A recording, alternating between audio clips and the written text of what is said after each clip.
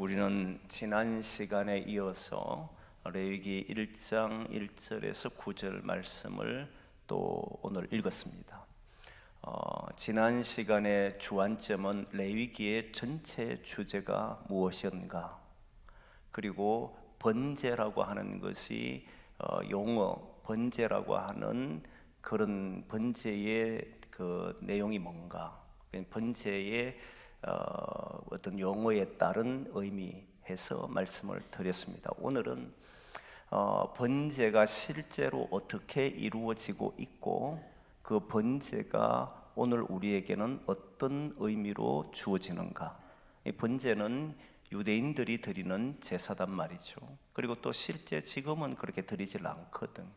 그럼 우리는 이 말씀을 가지고 구약에 있는 말씀을 그냥 무시하듯이 넘길 수는 없고, 하나님께서는 분명히 그 시대에 필요한 말씀을 주셨고 우리 시대에 이 말씀을 어떻게 적용해야 하는가라고 하는 문제는 이제 우리에게 남은 과제니까 그걸 밝혀내는 것이 사실 중요하지 않습니까? 가장 기본적으로 번제에 대한 것을 잠시 말씀드리면, 번제는 올라라고 하는 히브리어입니다. 올라라고 하는 히브리어인데, 이 올라라고 하는 히브리어의 뜻은 올라간다 이런 의미예요. 올라간다 또는 나타낸다 뭐 이런 의미로서 쓰는 말입니다. 그러니까 화제라고 해서 모든 제물들을 완전히 태워서 드리는, 어떤 것도 남길 수 없이 태워서 드리는 이런 예배가 번제입니다. 그래서 이것을 흔히 우리는 헌신이다라고 하는, 자신을 온전히 드리기 위해서 드리는 예배로 헌신이라고 하는 의미로 말씀니다. 그래서 헌신 예배할 때 주로 사용하는 법문 중에 하나가 번제입니다. 그러나 번제에 대한 것을 잘 이해하셔야 될 것은, 번제는 지난 시간에 이야기했을 때 속죄가 먼저고 그 다음에 번제이지만, 그러나 레위기 1장은 번제가 먼저고 속죄제가 뒤에 따라 나와요. 그런 이유에 대해서는 이야기를 했잖아요. 이미 우리는 예수 그리스도에 의해서 구원받은 사람들이고, 이 예배를 드리는 사람들은 당시 이스라엘 백성도 하나님께서 피로 값주고 사신 사람들이기 때문에 속죄제를 대신 치른 사람들이잖아요. 구속한 사람들이기 때문에 이제 예배 드릴 때는 번제가 제일 먼저 나옵니다. 근데 이 번제를 오늘 보면서 번제의 그 드리는 방법이 뭔지, 왜 드려야 되는지라고 하는 것에 대해서 초점을 맞추려고 합니다. 오늘 번제 이야기할 때 하나님이 가장 강조한 것이 3절에 나오는데, 하나님을 기쁘시게 받으시도록 드려라 이렇게 나와요. 한번 보겠습니다. 3절 말씀 한번 보겠습니다. 3절 같이 읽겠습니다. 시작. 그 예물이 소의 번제이면 흠없는 수것으로 회막문에서 여호와 앞에 기쁘게 받으시도록 드릴지니라. 여기 보면 여호와 앞에 기쁘게 받으시도록 드릴지니라 이렇게 돼 있단 말이에요. 그 번제는 여호와께서 기쁘시도록 받게 그렇게 드려야 된다는 거예요. 자, 이제 바꿔됩니다. 그러면 어떻게 드리면 하나님이 기뻐하시는 것인가? 이게 이제 남은 숙제잖아요. 어떤 방법으로 드리면 되냐 했을 때 그 방법이 오늘 기록되어 있습니다. 그 방법은 제일 먼저 짐승을 가지고 옵니다. 그 짐승은 4종입니다. 하나는 소, 그리고 양, 염소, 비둘기, 이 4종류의 짐승을 가져올 수가 있습니다. 근데 소의 번제이면 또는 양의 번제이면, 염소의 번제이면 이렇게 나눠지게 돼요. 어쨌든 4종의 짐승 중에 내가 택해서 가져오게 됩니다. 그렇게 택하여서 가져오게 되는 것은 어떤 그 기준이 있느냐, 조건이 있냐는 것은 다음 주에 설명을 하려고 합니다. 어쨌든 오늘은 소의 번제를 드리든 아니면 양으로 드리든 아니면 염소를 드리든 비둘기 드리든 가져오게 되면 제사장이 제일 먼저 검사를 합니다. 제사장이 흠이 있는지 없는지를 봐야 될 거잖아요. 그래서 제사장이 제일 먼저 확인을 해요. 그리고 나면 제사장이 오케이 하는 사인이 떨어지면 그 짐승에 제일 먼저 해야 되는 것이 당사자, 번제를 드리려고 하는 그 당사자가 안수를 해야 합니다. 그 짐승의 머리에 안수를 합니다. 예외로 비둘기는 안수를 하지 않습니다. 비둘기는 오늘 본문에 나오지 않지만 다음 주에 본문에 보면 비둘기는 예외적으로 안수를 하지 않습니다.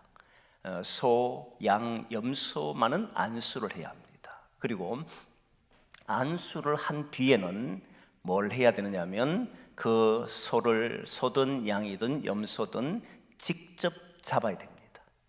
자신이 직접 잡아야 돼요. 여러분, 저는 현대에 요즘 태어난 것을 매우 감사하게 생각하는 것 중에 하나가 이겁니다. 예전에 어렸을 때 저희 집에서 닭을 키운 적이 있습니다. 마당에 닭을 키우고 우리에 가다 놓고 키우는데 부모님이 간혹 가다 보면 이제 삼계탕을 해준다고 해서 닭을 잡아서 끓여준 적이 있거든요. 근데 눈앞에서 닭을 잡는 걸 봤습니다. 여러분, 사실 끔찍하더라고. 어떤 데는 오늘 이 밤에 참 여러분 미안합니다만은 당시에는 목을 비트는 경우도 있고 목을 낫으로 치는 경우도 있습니다. 치고 나면 목만 남고 그냥 달아나는 이런 일도 벌어지고 보니까 얼마나 끔찍하든지. 지금 몸을 부르뜨는 사람도 있는데 사실 저 어릴 때 그걸 보면서 너무 충격을 받아서 이걸 어떻게 먹나 그런데도 또 잡아서 삼계탕에 넣으니까 잘 먹습니다. 어쨌든 그렇게 먹었는데 눈앞에 벌어지는 거 보고 야, 내보고 잡아라 그러면 닭도 못 잡는 사람이 소를 잡는다, 염소를 잡는다, 이거 참 힘들다 싶은 생각이 들어요. 근데 우리 주부들은 뭐 이렇게 생선도 잘 잡긴 하잖아요. 보면 살아있는 것 잘 잡기도 하는데 사실 어떤 살아있는 것을 특히 이렇게 동물들이 살아있는 걸 잡는다는 건 그건 결코 쉬운 게 아닙니다. 근데 한 번은 돼지가 저희들 집에 돼지도 기른 적이 있었는데 돼지가 병이 드니까 이걸 놔두면 안 된다 그러고는 잡아야 된다 그러더라고요. 그러더니 마당에서 돼지를 잡는데 이것도 보통 일이 아닙니다. 돼지의 소리는 이건 뭐 어마어마한 소리를 냅니다. 돼지 멱단다는 말이 무슨 말인지를 알겠어요. 멱다는 소리 하지 마라 이랬을 때 그 소리가 어마어마해요. 근데 그걸 보면서 이게 끔찍할 정도인데, 근데 이 구약에서는 번제를 드리면 내가 희생 제사를 드리려고 하면 반드시 자기가 잡아야 합니다. 자기 손으로. 여기에 계신 분 중에 몇 분이 번제를 드릴 수 있을지는 사실 그 당시 안 돼봐서 잘 모르겠습니다만은 궁금합니다. 그래서 직접 잡아야 돼요. 그리고는 뭘 하느냐 하면 여러분 그것만 있는 것이 아니고 가죽을 다 벗겨야 됩니다. 누가 벗기느냐? 잡은 사람이, 드린 사람이 벗깁니다. 가죽을 다 벗겨야 돼요. 그리고 내장도 다 끄집어내고 그 물로 다 씻어야 되고 그 일을 누가 하느냐면 다 당사자가 합니다. 그리고는 그 벗겨낸 그 고기들은 반드시 모든 것을 번제 제단 위에 올립니다. 올리기 전에 제사장은 그 제단에 있는 불을 피우게 되고 거기에서 이제 올려놓으면 그 모든 내장뿐만 아니라 완전히 들여서 태우게 됩니다. 그게 화제라, 불로 한다라고 화제라고 해서 하나님이 기뻐하시는 향기로운 냄새다. 이 내용이에요. 오늘 이 하나님께서 이렇게 하라는 겁니다. 자, 그러면 이제 우리가 고민을 해야 될 것은 뭐냐면 이런 방법대로 지금 말씀하신 방법대로 하면 하나님이 기뻐하시는가 하는 문제에 부딪힙니다. 왜냐하면 여러분 사람들이 시간이 지나고 세월이 지나고 늘 일상이 반복되면 일상이 반복되는 시간이 길어지면 형식화된다고 제가 늘 강조했잖아요. 처음에는 정말 좋은 의도로 해도 세월이 지나서 똑같은 일을 반복하면 사람들은 매너리즘에 빠집니다. 이 매너리즘에 빠진다는 것은 원래 16세기 초쯤 되었을 때에 그때 미술계통, 예술계통에 특히 나타났던 현상입니다. 매너리즘이라는 이야기가. 왜 그런 말이 나왔느냐면 당시 미켈란젤로 이런 다빈치 이런 사람들이 엄청난 대가였습니다. 워낙 독창적이고 대가다 보니까 다른 사람들이 흉내를 못 내. 그 사람의 따라갈 수가 없어요. 그러니까 어떻게 되냐면 그 사람이 하는 방법을 자기도 하는 거예요. 나의 독창적인 방법을 연구하고 찾아내는 것이 아니고 그 사람이 하는 방법을 그대로 모방을 하기 시작한 거예요. 이런 것을 보고 매너리즘이라고 그랬던 거예요. 그러니까 같은 방법으로 같은 모양으로 자꾸 그대로 한다는 거예요. 습관적으로 자신은 새로운 걸 못 만드니까 늘 그냥 하던 대로 하는 사람을 보고 매너리즘에 빠져 산다, 이렇게 말을 하는 겁니다. 그럼 시간이 지나고 반복적이 되면 사람들은 의뢰의 그것을 그래 하는 줄 알고 해버립니다. 이걸 잘 보여줬던 사람이 유대인들입니다. 유대인들은 지금 이 방법들을 고수하면서 세월이 지나니까 이 방법을 더 철저하게 지킴으로써 하나님께 영광 돌린다 해서 제사를 그런 형태로 드리겠습니다. 율법을 철저히 지키는 것이, 하나님이 말씀하신 그대로 하는 것이, 그대로 하는 것이 하나님을 기쁘시게 한다라고 생각해서 예배든 아니면 하나님 말씀하신 것이든 순종하려고 했고, 그 순종하는 사람을 믿음이 좋은 사람이다 또는 하나님 앞에 인정받는 사람이다라고 했습니다. 지금도 많은 사람들이 그렇게 생각하는 사람들이 있습니다.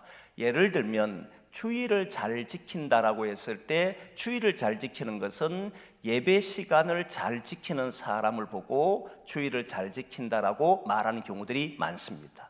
예배 시간에 찬송할 때 찬송하고, 기도할 때 기도하고, 그리고 말씀 들을 때 말씀을 듣고, 그리고 축도할 받을 축도 받고, 그렇게 하면 우리는 예배를 드렸다라고 말합니다. 그런데 여러분, 놀랍게도 그 예배가 형식적으로 드린 경우들이 많잖아요. 특히 이 내용이 말라기 시대 가면 그랬습니다. 말라기는 이미 바벨론 포로에서 풀려나서 돌아왔지만, 성전을 지으면, 제가 늘 했던 이야기니까, 성전을 지으면 이전 영광보다 크리라고 하는 학개 선지자의 말씀이 떨어졌습니다. 그러자 사람들은 희망을 가졌어요.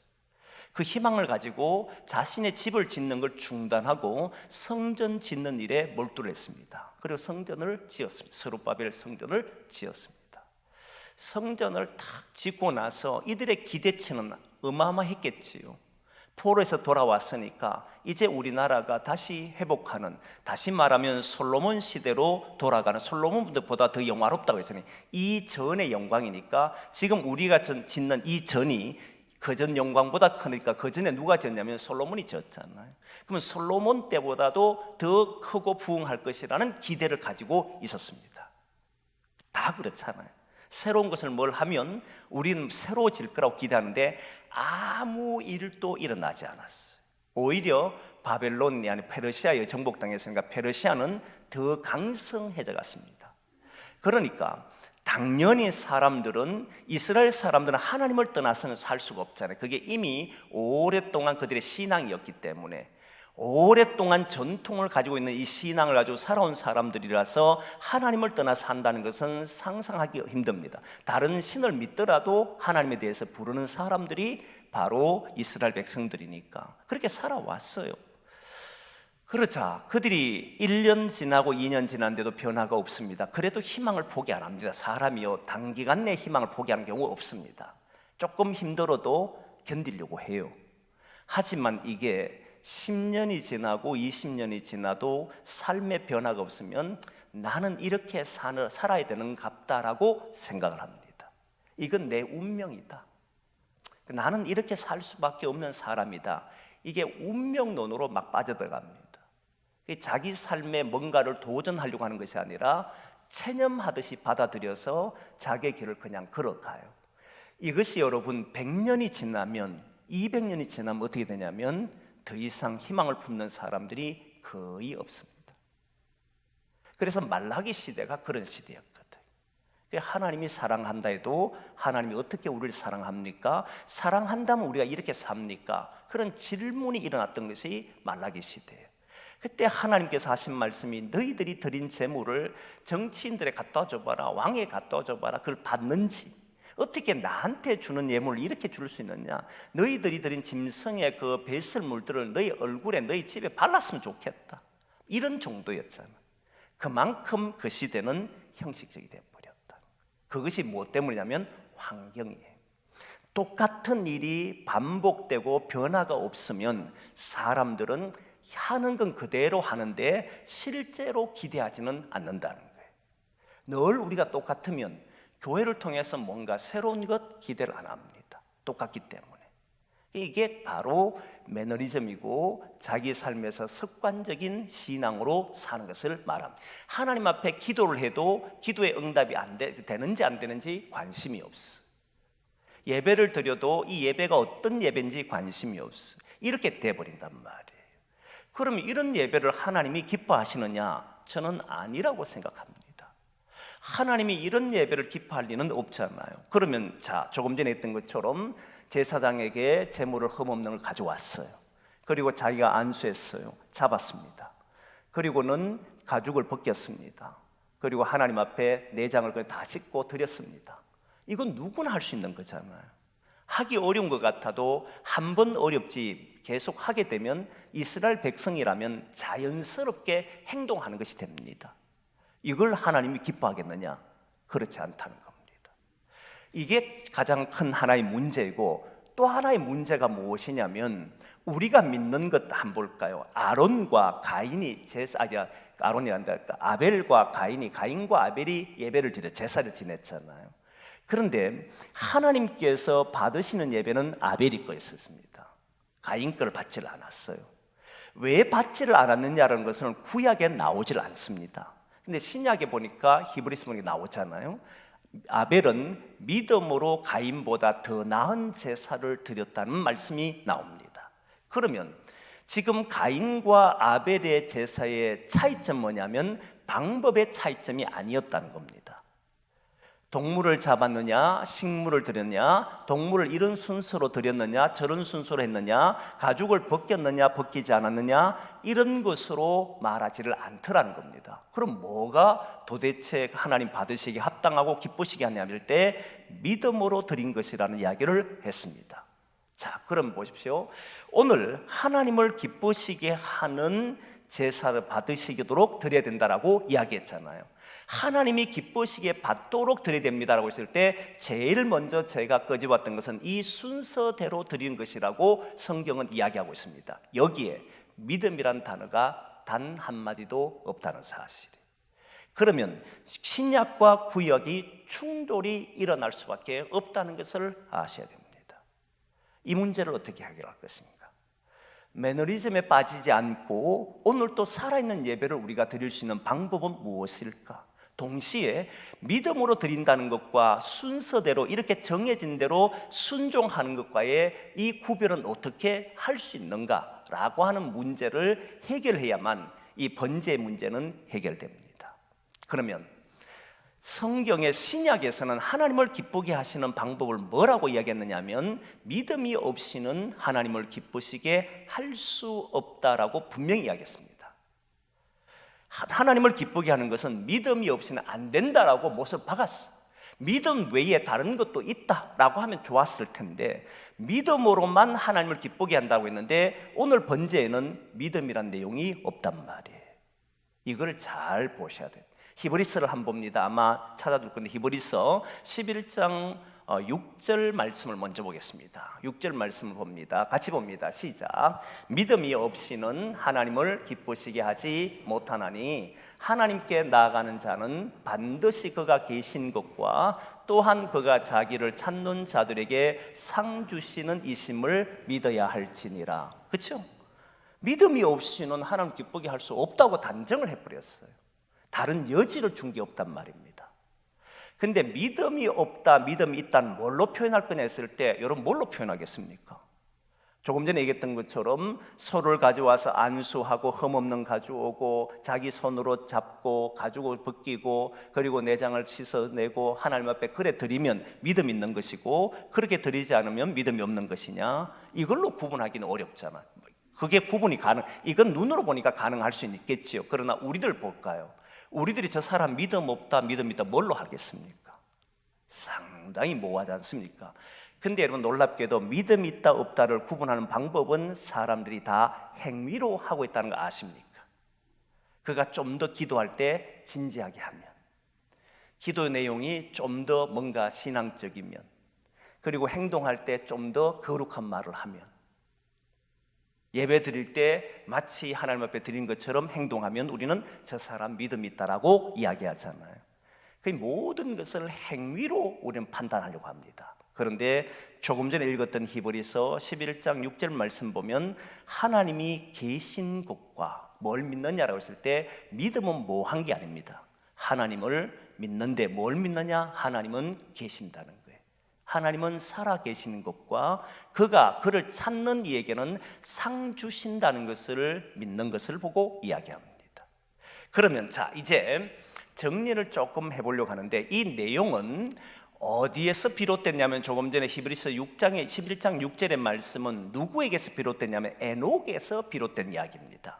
에녹에 관련돼서 나온 내용이거든요. 한번 보겠습니다. 히브리서 11장 5절 말씀을 보겠습니다. 같이 읽습니다. 시작. 믿음으로 에녹은 죽음을 보지 않고 옮겨졌으니 하나님이 그를 옮기심으로 다시 보이지 아니하였느니라. 그는 옮기기 전에 하나님을 기쁘시게 하는 자라 하는 증거를 받았느니라. 에녹이 사람들에게 하나님을 기쁘시게 하는 사람이라고 증거받았냐? 아니에요. 그의 행위가 나타나질 않아요. 에녹은 우리가 알다시피 여러분 그가 자기 300세대에서 300년 동안 동행하잖아요. 65세 때 아이를 놓고 300년을 동행했단 말입니다. 그럼 그전에는 동행한 적이 없다 이 말이잖아요.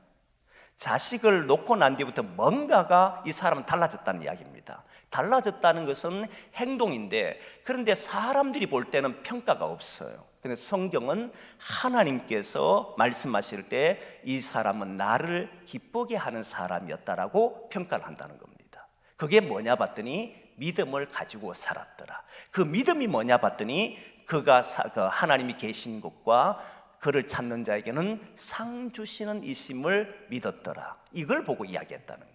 그럼 에녹은 하나님을 기쁘게 했는데 제사를 이렇게 드렸기 때문에 기뻐했다, 저렇게 드렸기 때문에 기뻐했다라고 말하는 것이 아니고 하나님이 계신 것과 그가 상 주시는 이심을 믿었기 때문에 하나님이 그를 인정했다는 말이잖아요.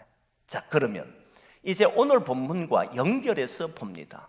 번제가 하나님이 기뻐하는 예배가 되려고 하면 반드시 모든 제사에는 뭐가 있어야 된다는 겁니까? 믿음이 있어야 된다는 거예요. 그 믿음이 뭐냐면 번제물을 가져올 때에 습관적으로 가져오면 되는 것이 아니고 그 제물을 가져올 때 하나님이 계시다, 하나님이 받으시고 하나님이 나에게 이 제물을 통해서 나에게 상을 주시는 분이시다라고 하는 이 신앙의 고백이 없이는 그 제물 자체로는 아무런 소용이 없다는 말이에요.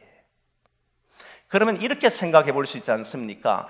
제물을 준비를 잘 해오는 것으로 그 사람이 믿음이 있다 없다라고는 판단할 수는 없습니다. 그러나 믿음을 가진 사람들은 하나님 말씀한 대로 순종하겠습니까? 안 하겠습니까? 합니다. 이게 다르다는 거예요.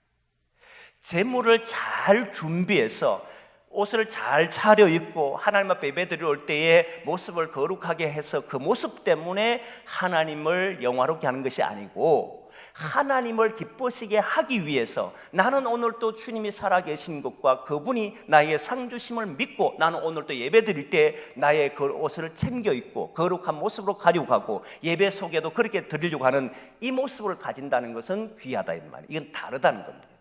그렇지 않나요? 그러니까 오늘 본문에 있는 이 번제라고 하는 제물로 인한 것이 아니고 그의 마음이 하나님을 향하여 드리려고 하는 자세가 이 제물이 하나님이 기뻐하시는 예배가 되더라는 겁니다. 그러면 오늘 또 우리는 하나님 앞에 예배 드리러 올 때 여러분 성전을 향해 올라올 때마다 다른 마음, 어떤 마음을 가지고 오는지 잘 모르지만 오늘 또 나는 살아계신 주님을 만나러 간다.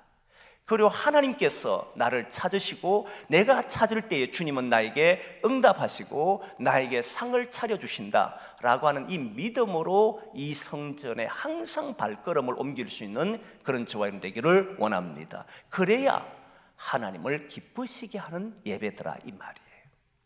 순서를 잘 지키는, 지금은 주보에 보면 순서가 잘 나오잖아요. 이 순서를 잘 지키는 것이 하나님 앞에 온전한 예배가 아니라 내 마음이 주님을 향하여 움직이고 그 믿음을 가지고 예배를 드리면서 순서를 지킬 때에 그 예배는 하나님이 흠양하는 예배더라, 이 말이에요.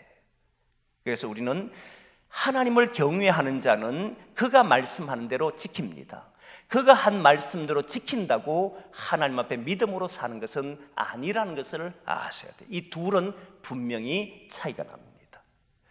믿음으로 모든 일을 행하는 사람들은 하나님의 뜻을 행하려고 할 것이고, 여러분 믿음이 아니라 내 행위로 하나님을 기쁘게 한다고 생각해서 움직이는 사람들은 율법주의자가 되어서 자신이 생각하는 것과 다르면 정죄하고 비난하게 되고, 너 왜 그렇게 예배를 안 드려? 너 왜 그 시간에 줘라? 너 왜 그 시간에 그렇게 행동해? 라고 말을 합니다. 이게 얼마나 무서운지를 잘 아셔야 돼요. 제가 시골에 목회할 때 한번 이야기를 한 적이 있었죠. 두 분이 있어요. 연세 드신, 근 80 되신 어르신인데, 한 분은 늘 낮에도 자기 자녀를 돕는다고 이제 하우스에 가서, 비닐하우스에 가서 하루 종일 일합니다. 그런데도 이분은 다 마치고 나면 예배 시간, 수요일 되고 저녁 예배 되면 꼭 예배를 오셔요. 제가 차를 모시고 갑니다. 오십니다. 그래서 와서 예배를 드려요. 근데 한 분은 매일 그냥 쉬십니다. 편안하게 잘 쉬어요. 두 분이 또 옆자리에 또 앉아 있었어요. 항상 보면 옆자리에 앉아 있어요. 그런데 두 분 중에 한 분이 주무시기를 시작합니다. 예배만 딱 시작되면 이상의 잠을 잘 주무셔요. 그분이 누구겠습니까? 하루 종일 일하신 분이에요. 그러니까 옆에 있던, 여러분 거리가 지금 멀리 떨어져 있기 때문에 주무셔도 잘 모르잖아요. 그런데 바로 옆에 있으니까, 우리 여기서 거리 해봐야 아마 집사님, 오늘 김진희 집사님 정도 거리밖에 정도 안 돼요. 그러니까 잘 보이지. 저는 또 주변의 사람도 잘 들려요. 근데 이분이 주무신다고 해가지고 옆에 쿡 찌르면서 어떻게 예배 시간에 졸 수 있어? 라고 막 이렇게 핀잔을 줬어요. 그랬거든요. 그건 또 이분이 이 사람을 사랑하니까 그렇게 해줄 수도 있잖아요. 그럼 막 핀잔을 줬는데 어느 날 반대가 됐습니다. 늘 핀잔을 주는 사람이 조시기 시작했습니다. 근데 여러분 재밌는 현상은요, 자기의 정당성을 이야기합니다. 나는 오늘 하루에 뭘 해서 바빴고 이래 해서 힘들었고 그래서 오늘 내가 피곤했다 이야기합니다. 상대를 향하여서는 조금도 생각을 하지 않고 자기를 향해서는 언제나 합리화로 자기를 만들 수 있다는 게 인간이라는 사실을 깨닫게 됐어요. 여러분 이상하지 않습니까? 남에게는 철저하면서 자기에는 너무 관대하는, 이런 것이 이상한 이야기잖아요. 그 말은 조금 전에 율법주의자로 살아가는 사람들의 특징이에요. 자신이 지키면 남이 안 지키면 못 봅니다. 사랑 없습니다. 그래서 하나님은 뭘 생각하느냐면 하나님이 계신 것과 그분이 상을 주신다는 믿음으로 예배를 드린다는, 그 예배를 받으신다는. 근데 왜 내가 앞에 사람의 예를 들으냐면, 오늘 여러분 놀랍게도 두 번째가 하나님을 기쁘시게 하는 것이 실제로 어떤 것이냐. 하나님을 기쁘시게 하는 것이 하나님이 살아계신 걸 믿는다는 거잖아요. 믿는 사람이 어떤 행동을 하는가, 이제 행동이 나옵니다. 그 행동은 바로 짐승을 잡는 방법입니다. 누가 잡느냐면 당사자, 하나님 앞에 번제를 드리려고 하는 당사자가 잡잖아요. 진짜 하나님 기뻐하는 것은 뭐냐면 바로 동물이 아니고 생명이라는 사실이에요. 하나님을 기쁘게 하는 것은 단순히 그를 죽여서 태워서 드렸기 때문에 향기로운 냄새다, 이런 게 말하는 거예요. 여러분들도 아시지만 짐승을 잡아서 불에 태우면 처음에는 냄새가 좋습니다. 고기 냄새는. 여러분 고기 구워보시면 알지만 냄새가 좋아요. 그런데 타면, 그게 먹지 못할 정도로 태우면 그 냄새는 역겹습니다. 사실 되게 고통스러워요. 그런데 이걸 하나님은 향기로운 냄새라 했잖아요. 왜 향기로운 냄새라고 말을 하냐면 이 냄새는 생명이기 때문에 그래요. 누구의 생명이냐면 하나님께서 내 생명을 받으셔야 되는데 내 생명을 받지 않고 짐승에게 내가 안수를 함으로 증가하잖아요. 나 대신에 네가 죽는다는 거잖아요. 동물을 바친다는 것은 동물을 바침으로 나도 하나님 앞에 죽는다는 그 이야기잖아요.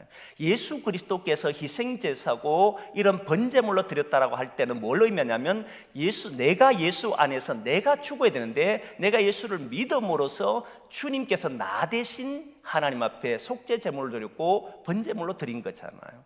그래서 결국 우리가 산 것은 뭐냐면 내가 죽어야 되는데, 내 생명이 죽어야 되는데 하나님은 내 생명을 살리기 위해서 대신하여서 예수 그리스도를 드린 거잖아요. 받으신 거잖아요. 이걸 기뻐하셨다.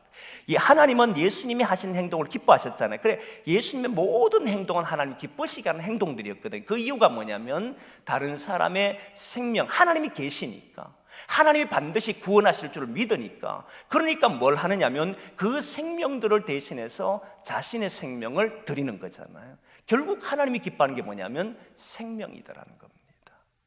생명을 가장 귀한. 그래서 우리 주님은 천하를 준다 해도 생명과는 바꾸지를 않습니다. 어떤 것을 준다 해도 생명과는 바꾸지를 않아요. 그래서 지난 주일날 말씀드렸지만 성령이 함께한다라는 사람들, 성령이 충만하다는 사람들, 성령 안에 산다는 사람들은 가장 여러분 뭘 하냐면 생명 살림을 하게 돼 있어요. 율법보다도 도덕보다도 앞선 것이 뭐냐면 바로 생명입니다. 생명이 제일 앞서고 그 다음에 따라오는 게 율법들이 따라오게 돼 있어요. 이번에 이태원 참사도 일어났지만 거기에도 우리는 다 평가할 수 있습니다. 다 평가를 나름대로 하잖아요. 그러나 그 어떤 것보다도 중요한 게 뭡니까? 생명이에요. 생명이 죽어나갔다는 사실 앞에는 그 모든 것에 대해서 우리는 함부로 이야기할 수는 없다는 겁니다. 이 생명이라고 하는 자체가 하나님이 가장 고귀하게 여기는 것이다라는 걸 아셔야 돼요. 그래서 오늘 짐승을 바치는 그냥 예배만 드리면 안 됩니까?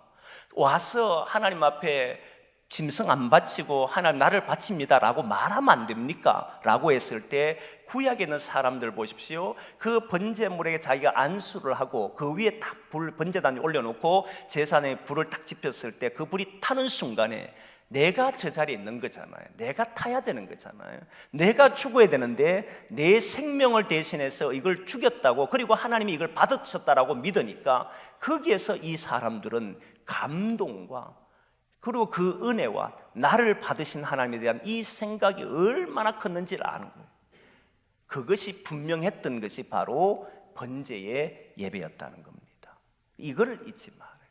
오늘도 우리는 하나님을 기쁘시게 한다 했을 때 하나님이 살아계시는 것 말로 믿는 것 잘 믿지요. 하나님이 살아계신다고 믿으면 당연히 거기에는 어떤 경우에도 하나님이 우리의 생명을 위해서 하늘 보좌를 버리시고 자기 아들 독생자 예수 그리스도를 보내셨는데 그걸 안다면, 하나님이 우리에게 구원하신다는 걸 믿는다면 우리는 다른 어떤 것보다도 생명을 귀하게 여긴다는 거예요. 이것 여러분 하나 가지고 집에 돌아가시면요 다 볼 수가 있어요. 가정에 자녀들, 부모들, 남편들, 아내들, 형제들 보면 속상할 때도 있고 때로는 견딜 수 없는 수치감도 느낄 수도 있겠고 다양한 문제들이 있지만 그보다 앞선 게 뭐라는 겁니까? 그 사람의 생명이. 그럼 나는 하나님께서 이 사람을 어떻게 하면 살릴 수 있는지를 찾아내셔야 돼요. 그거를 해낼 수 있는 사람들이 자신을 예수 그리스도가 나를 위해서 드리신 이 번제물이 헛되지 않다는 것을 보여주는 거예요. 그게 믿음으로 산다라고 하는 말입니다. 사랑하는 성도 여러분, 믿음으로 산다 아니다라고 하는 것은 이제 구분할 수 있습니다. 그것은 하나님의 뜻을 이루기 위해서 그 말씀대로 생명을 위해서 움직일 때 그때야 비로소 하나님이 저 사람을 받으시는구나, 그 믿음의 사람이구나 하는 것들을 알게 될 겁니다. 그 행위는 다양하게 나타날 겁니다. 그렇지 않겠습니까? 여러분 한번 생각해 보십시오. 사랑하기 때문에 매를 들 수 있습니까? 없습니까? 있어요. 매를 들고 사랑한다 말할 수 있습니까? 없습니까? 있어요. 안 그렇습니까?